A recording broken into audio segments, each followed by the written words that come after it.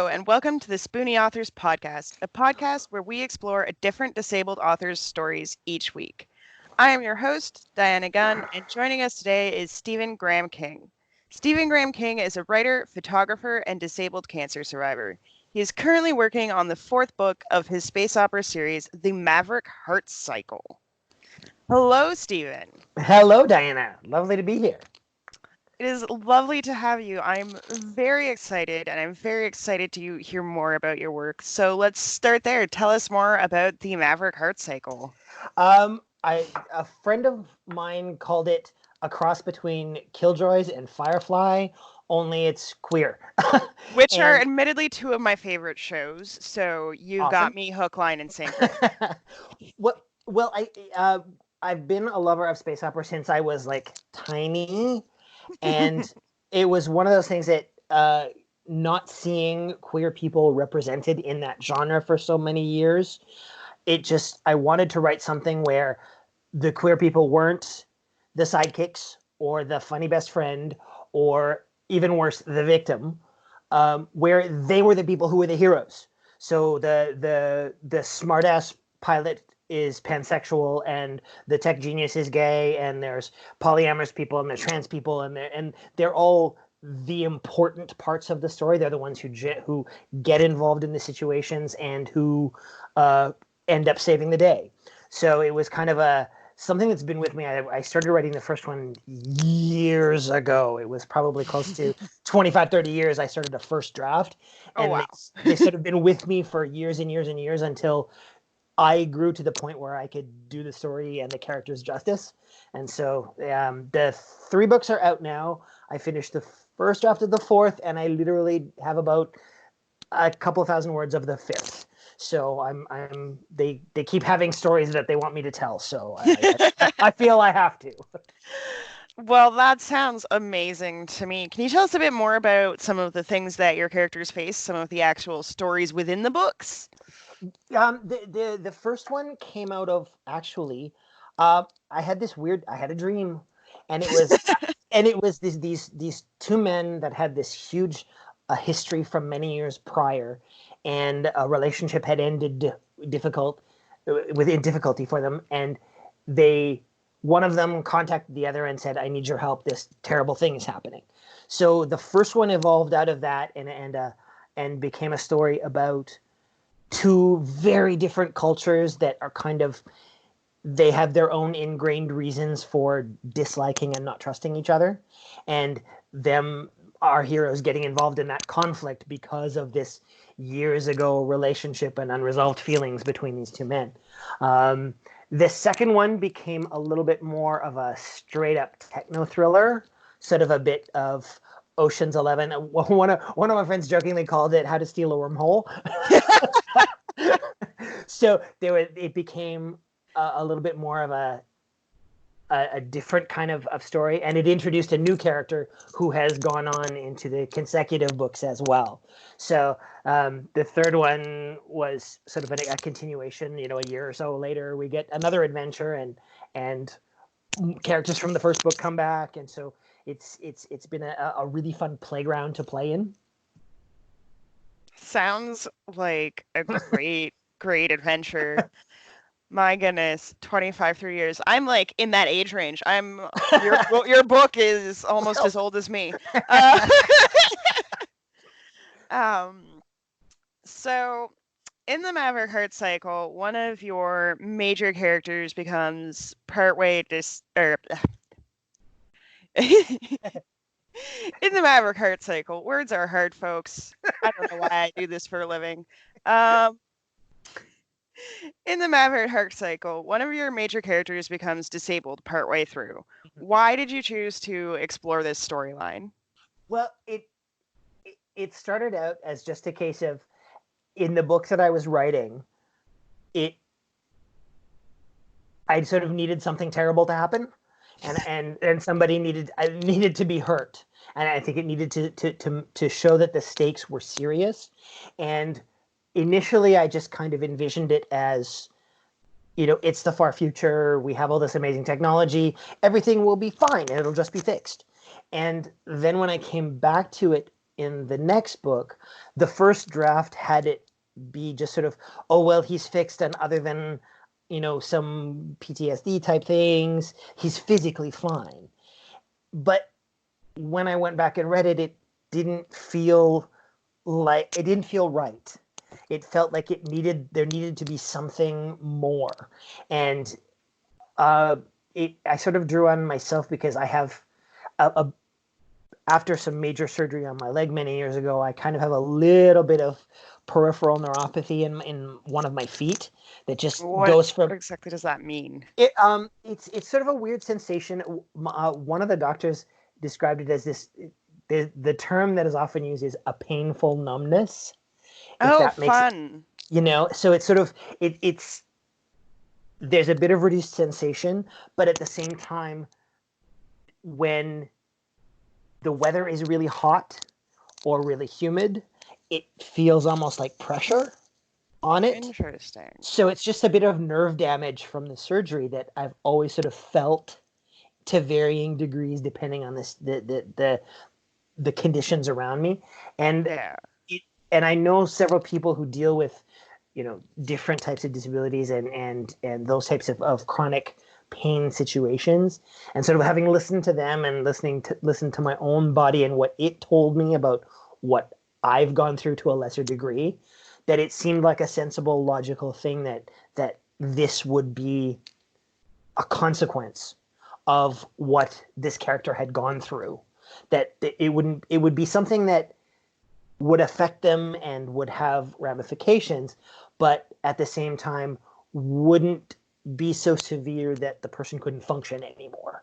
They could still run around and do drama and adventures and all that sort of thing, but there would be more weight and more consequence to what they'd gone through.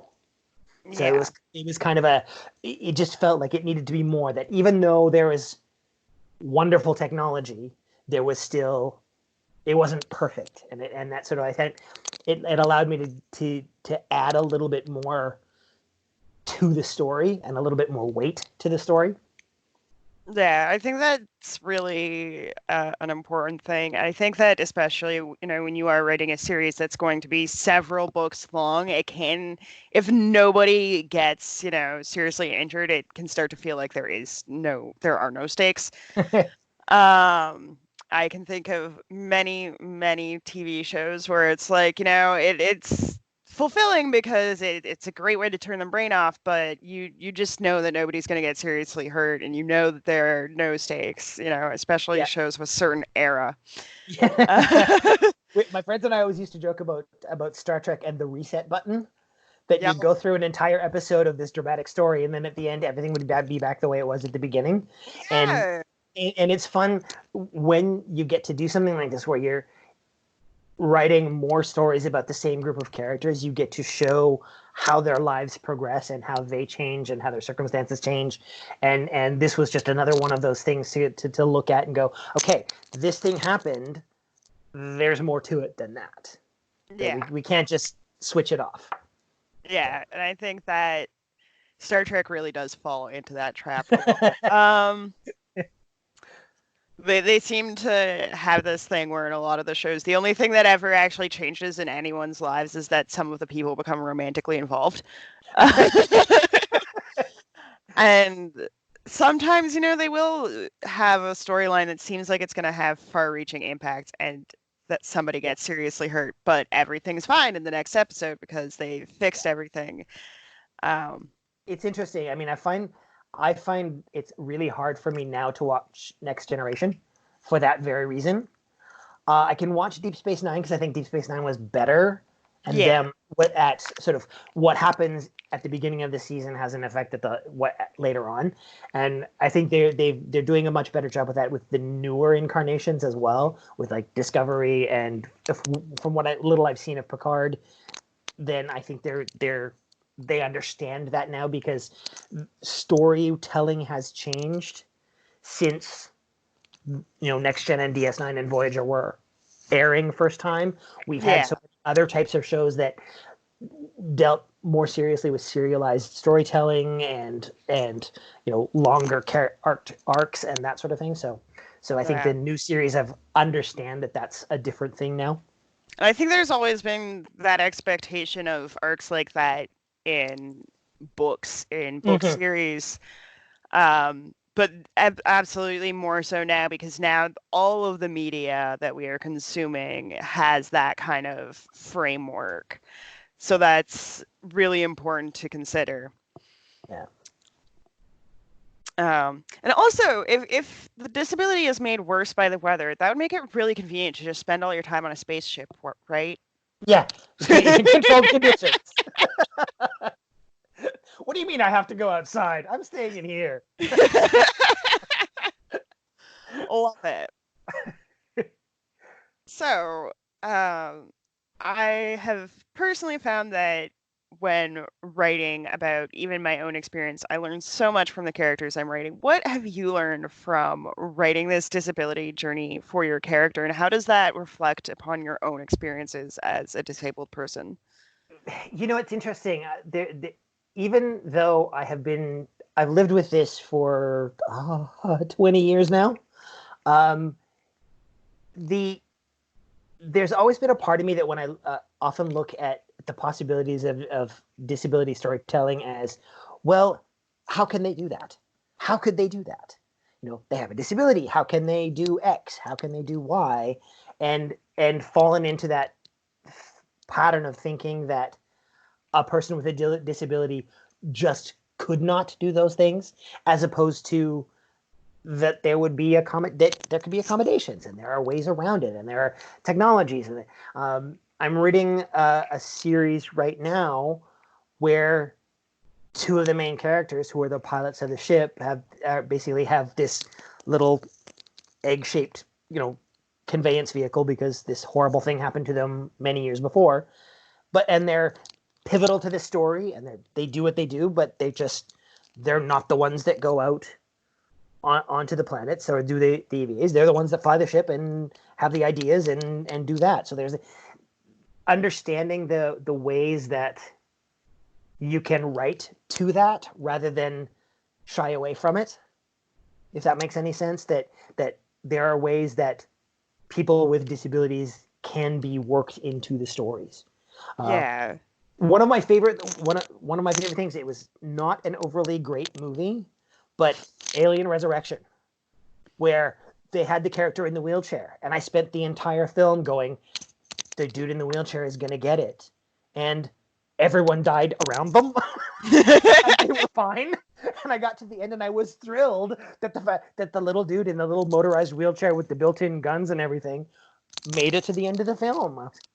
That there are ways that you can write around that and not even write around it, but write to it, write into the fact that the accommodations and the accessibility devices and all of those types of things, they can become an important, relevant part of how a character functions and their relevance to the storytelling. Yeah, I would say it's almost taking that original question of how could they do this and just reframing it, instead of asking it with disbelief, asking it like, no, really, how could they do this, and treating it like a problem-solving thing. Yeah, exactly. That's amazing. Did you find that this experience of writing a disabled character, especially someone whose disability is similar to your own, did you find that cathartic, or that otherwise helped you process some of your own experiences? Yes and no. I mean, like I said, I've been living with this for a long time, and I often forget how long it has been.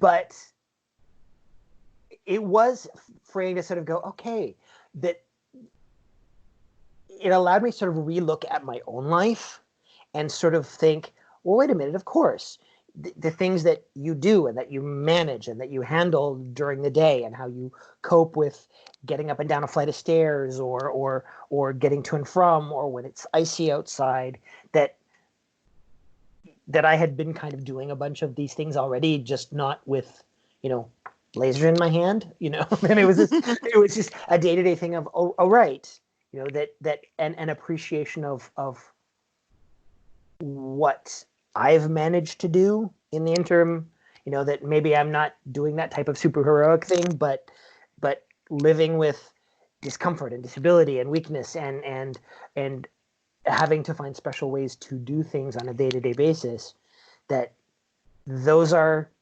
things that I think often you don't think about while you're doing them, because you're too busy, because you got to get up and you got to get to work and you got to get home and you got to get up the street and down the street, and so it's nice to sort of frame it as, okay, this is a character who is, in a former life was a super high-tech con man who used to steal from nasty rich people, and thinking, okay, how can he still do that, and how does that, what are the ways that it does affect how he does this, and what are the ways that it's not important. So it's been interesting to sort of look at from that sort of normalcy point of view, that it's just, this is how he functions and how he has learned to function, and letting him have emotional scars over it, letting him have days when he's like, well, this is shitty, I don't like this, but at the same time, I've still got to get up and I've still got to do my work and I've still got to go about my day. So it's been interesting sort of examining that, because I've never, other than a book that I wrote about my own experiences, this is the first time I've written a character in that way and examined it through someone else's eyes. Yeah, that makes a lot of sense. That's a really useful exercise, and I think, honestly, even for people who aren't naturally writers, that stepping outside of yourself and looking at it from that kind of perspective can be really helpful. Yeah. And at the very least can be a really fascinating mental exercise to consider. Yeah, exactly. And I must say, high-tech con man who used to steal from all of the evil rich people, I'm just falling more and more in love with this series, and I haven't even started reading it. It sounds amazing. Yay! Yeah. And I will also say that I appreciate your reference to the Killjoys, because I think that is one of the most underrated shows that existed last decade. I have just started watching it again from the beginning, and I'm in season 2, halfway through season 2, and it's funny because I was watching it in bits and pieces originally, only on as it aired. Now I'm seeing all the things that bore fruit in the late seasons seeded all the way back at the beginning, all the way back to the first episode. Everything is all there all the way through, and that's the kind of thing that I like. And it wasn't because I was writing my own stuff beforehand. I don't think it didn't really affect what I was writing, but at the same time, it sort of came on, and I thought, this is it. This is the dialogue. This is that that punchy, snappy kind of feel that I've always gone for in my own work, but also the fact that those characters really care about each other. Oh, goodness, yes. The friendship, the pure friendship between Dutch and Johnny Jacoby is one of the most beautiful friendships I've ever seen, especially for a friendship between a man and a woman, because, traditional media so often just turns those into romances, whether it makes sense or not. I know. And I'm so glad that Killjoys absolutely never goes there. I know. I love that. There's a new show on this season called All Rise, which is a courtroom drama. And one of my old friends from university is actually in the writer's room on it. So I started watching it for that. And the fact that the female lead is Simone Missick, who played Misty Knight on the Marvel Netflix shows. But their main characters is this woman who's just become a judge and a DA who is her best friend. And it never goes there. There's not even a whiff of sexual tension or hidden desire or anything. They're just best buddies and always talking to each other about each other's problems. And there's nothing even remotely romantic between them, the two of them. And it was so refreshing to see that, because we always get that, will they, won't they, somebody's harboring a crush, oh, we're building, like, just let them be friends. Let them be friends. Yeah, absolutely. I will have to check that out. I don't usually watch things that aren't, some bent of science fiction or fantasy, admittedly, but I will take a look at that and see how it goes. So let's reel things back into the conversation at hand. How would you like to see disability representation change, specifically in the next 5 years or so, but also just, over the trajectory of time? I think mostly I just want to see more. It's the same thing that I've always felt about queer representation in media of any kind, is I just want more of it. I want more people writing more stories in more ways. And, I'd like to see disabled, people in cozy mysteries. I'd like to see them in techno thrillers. I'd like to see them in courtroom dramas. I just want to see that more people examine more ways of moving through the world when you're disabled, and how you deal with, being in a courtroom, or solving the murder of the person who runs the store down the street, or whatever story there is to tell. I just hope that more disabled writers might write more stories in more ways about more things. Because I often don't know what I want to see until I see it. You pick up a book and start reading and think, I've been waiting for this. No one's written this before.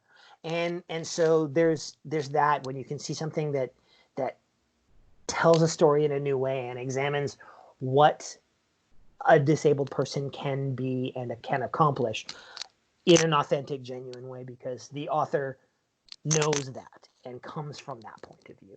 So I'm sort of like it's sort of like my usual advice for any writers is write the thing that you think is missing, write the thing that only you can tell, or that you need to tell, the story that is burning inside you. And I think there are all of these people out there that have all of these amazing stories that they can tell about disabled people in any and all genres. And so I hope that we just see a glut of them. I hope that the market fills with them, and not only because people with disabilities need to be able to tell their own stories, but abled people need to see those as well, and understand what disability means to people, what disabled people can do and are capable of, and how we move through the world and move through our own narratives and our own stories. So, can you unpack that last part a bit? Why is it so important for abled people to see authentic disabled stories? Well, I think because in a lot of ways, abled people still run the world. So I think there are so many abled people who have access to, who are the ones who control government budgets and building codes and the laws that govern accessibility, and the more people who aren't confronted with a problem or an issue directly can see that it exists and that it affects people, then maybe they'll understand what the ramifications of their decisions are going to be if they vote against putting in a ramp or instituting a law about bathrooms on the main floor or things like that. If they can understand what that actually means to people who need those things, then I think that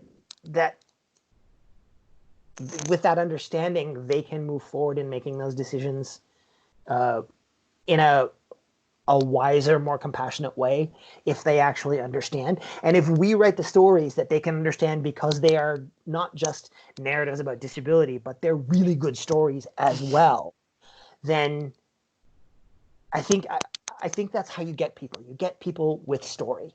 You get people with what it means and what happens and how it affects people around them. That's what I think people resonate, because we've had stories forever, and that's what they've always done. Is they show us things, they show us how people live, they show us what people do, they show us the impact of decisions that people make. And so all of those things are there, and it's sort of a twofold thing. It's partly for us to be able to look and go, awesome, cool, great disability narrative I can relate to, but also to open the eyes of people who may not, because my disability is a specific type of thing, but I still learn from people around me whose disabilities present in different ways, because it's not something I've ever thought of, that because that's not how my body works. So I need my eyes opened as well to other disabilities and other lives and other stories. And so I think does everybody, because that's how, the more we learn about each other and why we do things, I think the more we understand each other and the better people we are ultimately. Absolutely. And, I follow a disabled YouTuber, Jessica Kelgren-Fozard, and something she said in one of her videos was that a lot of ableism is not intentional or spiteful at all. It's based out of pure ignorance because people just don't actually understand I think that's what really the valid. issues the disabled people are having. Right, because if you're not, if walking up a flight of stairs isn't a problem for you, it's the kind of thing that you don't think about because it's just a part of your day. It's normal. Exactly. I mean, and I sort of, I'm in the middle in that I can walk up a flight of stairs. It takes me a little bit longer than other people, and I look a little more awkward doing it. So it's sort of like, well, do I, or do I take the elevator, so it's, the more we break down this sort of notion that people are all the same, that the more that we break down that there are individual stories and responses and mindsets and all of those things that we are, that the more that we get at that I think the more we do understand each other. I hate this sort of narrative of like, I often hear that, oh, well, people are all the same, or no, we're all different. And rather than there's a whole bunch of axes on which we're kind of similar and kind of different, and it changes with every interaction with every different person. I'm similar to this person in one way and different in another way, and that's going to be different with each person around me. So it's another type of binary, I think, to break down that whole same different thing, when there are so many similarities and so many differences that reflect in different ways with different people. Absolutely. And there are so many different types of disabilities, and every disabled person's experience is different, even if they have the same disability as the person next to them. Exactly. All right. Well, that was a phenomenal conversation. Thank you so much for joining us. Can you tell us where readers can find out more about you and your work? Best place to start is stephengrahamking.com. It has little bits of extra writing. It has news. It has videos. It has my photography. It has all my social media links there as well. So if you want to find me, start there. And by all means, follow me wherever. I've had a wonderful time. Thank you. Awesome. Thank you so much for joining us. It has been a delight. Been a pleasure. Thank you. Thanks for listening to this week's episode of the Spoonie Authors Podcast. The Spoonie Authors Podcast is part of the Spoonie Authors Network, a community initiative devoted to sharing the stories of disabled authors and educating abled people about what life is like for disabled creatives. Transcripts of this podcast are also available on the Spoonie Authors Network. To learn more or become a contributor, visit spoonieauthorsnetwork.blog. And of course, if you enjoyed this podcast, make sure to leave a 5-star review on your favorite podcast streaming platform.